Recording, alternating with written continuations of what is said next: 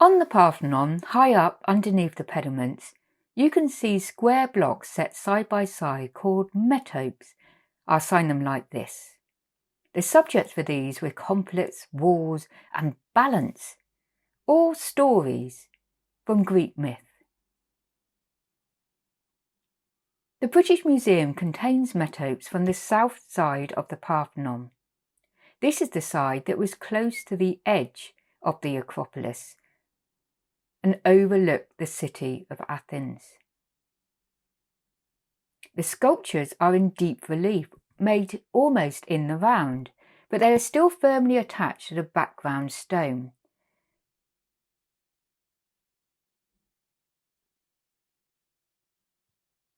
This compares with the pedimental sculptures, which were carved fully in the round.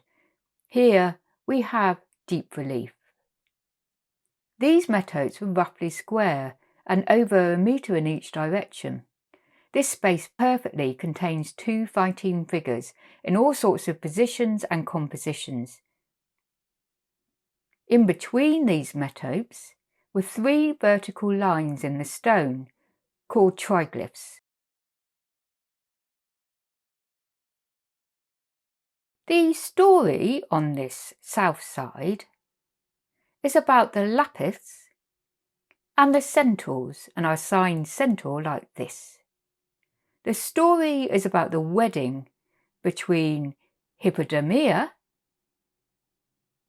and Pirithous. I sign him like this. He was the king of the lapiths. They invited the centaurs to help celebrate the occasion. The centaurs arrived and started drinking and celebrating and drinking until they were drunk. The wild nature emerged, and out of control they noticed the women and began to seize them. One lifts a woman up from the ground in front of him, her right arm thrown behind his head to steady herself, while his left hand grabs her waist and his heavy-set, bearded face stares out into the distance.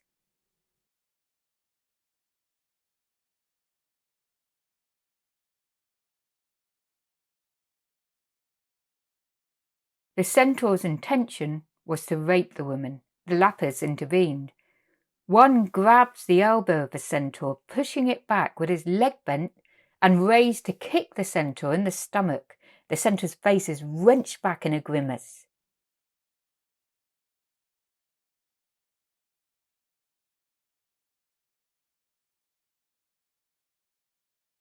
In the mayhem, a cooler has toppled over onto its side, which trips the lapith up backwards while he's trying to grab the neck of a centaur. The centaur pushes upwards to overpower the man, whose leg, in losing his balance, is now raised in front of the centaur.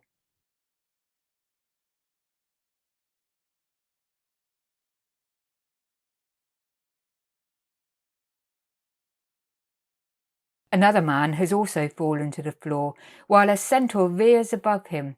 Having picked up a pot, the centaur raises it over his head in order to smash it down on him.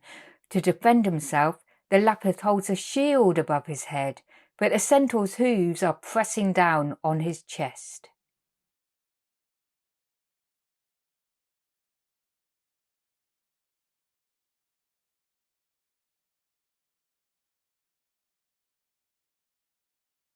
Elsewhere, it is a centaur who is toppled to the ground, having lost all balance.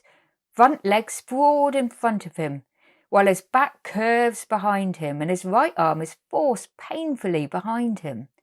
The lapith has him in a headlock, his knee pressing against his back, forcing the centaur down.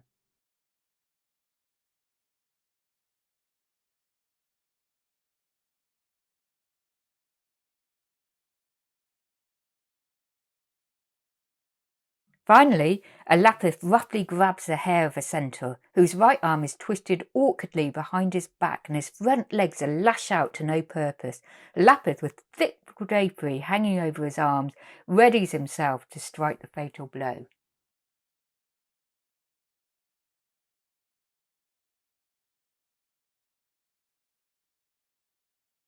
The Lapis defeated the Centaurs.